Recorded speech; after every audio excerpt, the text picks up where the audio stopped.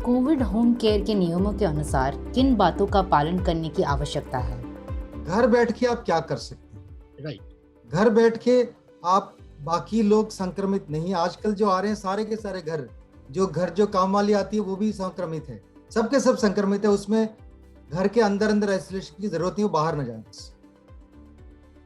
क्या मैंने देखा है कि हस्बैंड और पति पत्नी बच्चे सब अलग अलग कमरे में आइसोलेशन में हैं, लेकिन है सब पॉजिटिव। अरे भाई, सब पॉजिटिव होता है तो आइसोलेशन की जरूरत नहीं, आप एक दूसरे से मिल सकते हैं, इकट्ठे बैठ के खा सकते हैं, खा पी सकते हैं, कोई दिक्कत नहीं है।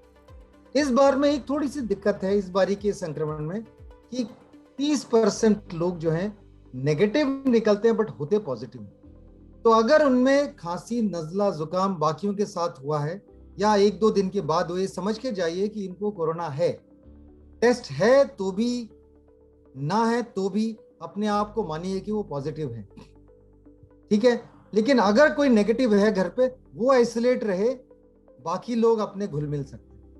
तो पहली चीज आइसोलेशन का, शारीरिक दूरी का यहाँ क्लैरिफाई करते। अगर माँ है संक्रमित तो फिर क्या होगा? अगर दूसरा पिताजी या और कोई है घर पे तो उनके साथ रखिए। अगर नहीं है, बच्चा संक्रमित है, तो माँ के साथ रह सकता है। ऐसा नहीं है बच्चा अलग नहीं कर सकता, मुश्किल होगा। ये जो है घर पे, ये शारीरिक दूरी का क्लैरिफिकेशन मैंने करा है। खाना, पौष्टिक आहार जो खा सकते हैं खाइएगा। बहुत ज्यादा महंगी चीजें लेने की जरूरत नहीं है, ज्यादा जूस लेने की जरूरत नहीं है। जो आप दाल रोटी खाते हैं वो काफी है, दूध दही लेते हैं वो काफी है, और जो भी आप सब्जियां, हरी सब्जियां जो भी है वो ले सकते हैं, कोई दिक्कत नहीं है। ज्यादा कोई और दवाई की जरूरत नहीं है।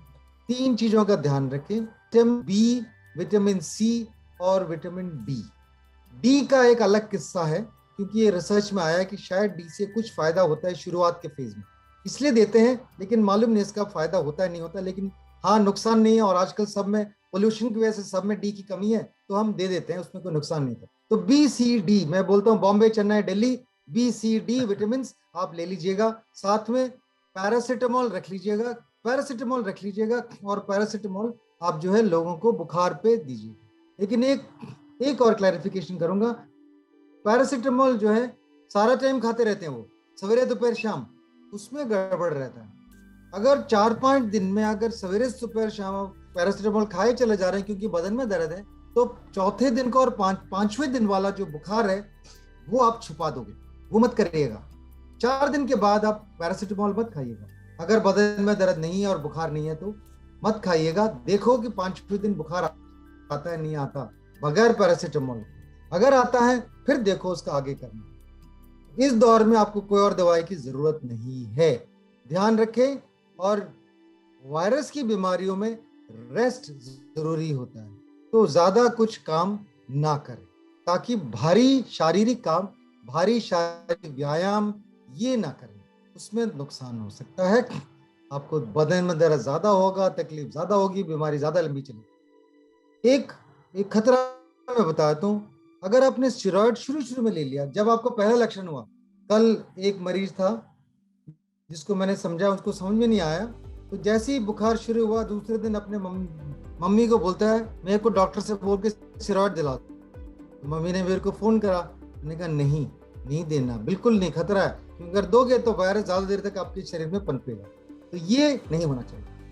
तो आपको जो है घर पे केवल बी सी डी और पैरासीटामोल बुखार के लिए, और कुछ करने की जरूरत नहीं। और जब 5वें दिन या 6ठे दिन या 7वें दिन तेज बुखार हो, खांसी हो, दम घुटने लगे, तब आप दूसरी चीज जो स्टेरॉइड और खून पतला करने की दवाएं, और कुछ नहीं।